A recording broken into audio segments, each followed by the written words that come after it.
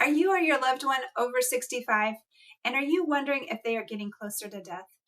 I have been a nurse for 30 years, and I have owned a care home for the last 10 years, taking care of hundreds of people over the years as they take a journey towards death. And today, let's talk about the 4 things that I look for as signs that things are getting closer to the end. So, the number one thing that I start to see early on, and these things can actually start months before their final moments, is actually a decrease in strength and decreased ability to do things. So, this might mean that you're less able to walk or less able to take a shower on your own. All of these things start to get harder, and your strength just feels less and less over time. So, you might see that your loved one needs more and more help with things. And this is a natural thing. A lot of times that I'll hear caregivers say, oh, well, I just need to make them do more physical therapy. I don't understand why my loved one just won't get up and do it on their own. But, I think that that causes angst and problems when actually what's happening is a natural dying process has begun. So always think about that in the back of your mind. Where is your loved one on their journey?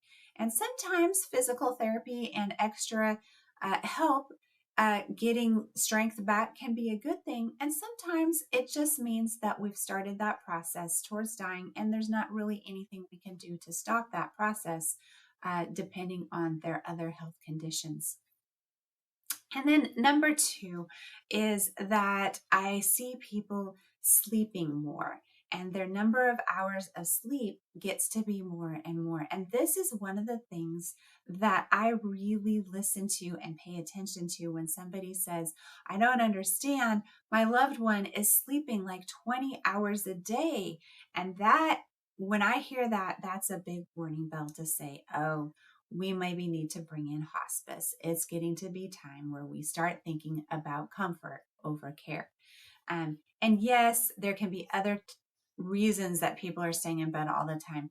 Maybe they just are depressed. So the first thing to do if your loved one seems to be sleeping a whole lot is to make sure that they're not depressed, that there's not some other health condition happening that is the cause of the extra sleepiness. But if all of those things have been ruled out, then you need to start thinking, oh, maybe we're on that journey. And some days will be a lot of sleep, and then some days might be just a normal amount of sleep. And you'll think, oh, I have this up and down. And so it's just their choice.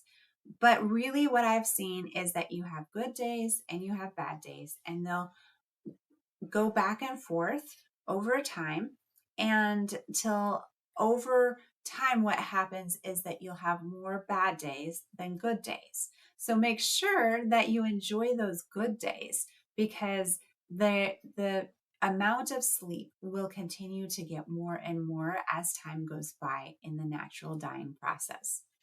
And then number 3 is that you'll start to see food intake decrease. So what that means is that where they used to maybe eat a full plate of food 3 times a day, maybe they decrease to 75%. Or maybe they start saying, I only want breakfast and I only want dinner because I'm just not hungry in the middle of the day. Or um, things will just start to decrease more and more over time. And that's an okay thing. As long as you've ruled out other causes, our bodies naturally will slow down and stop eating if we allow them to. And force feeding someone is actually a really bad thing for them.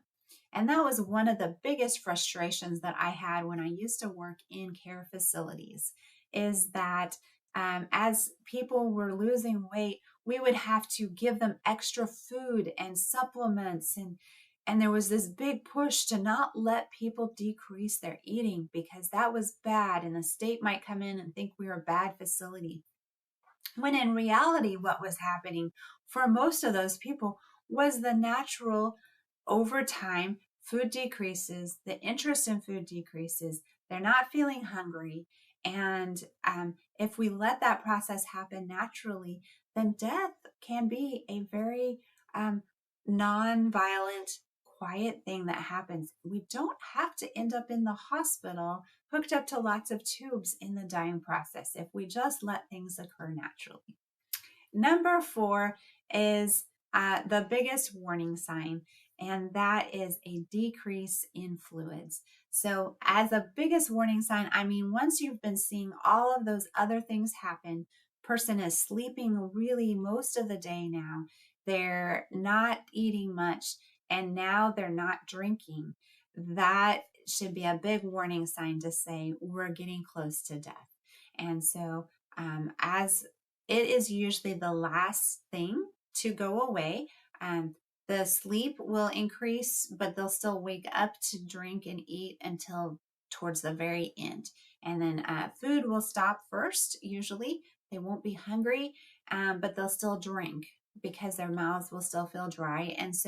And then they'll get where they just even don't want any fluids. And so what I do then is I make sure I use mouth swabs that are wet and just use that in their mouth to give them the sense of their mouth feeling wet, because dry and cracked can be uncomfortable. So really, what do you do about all of this?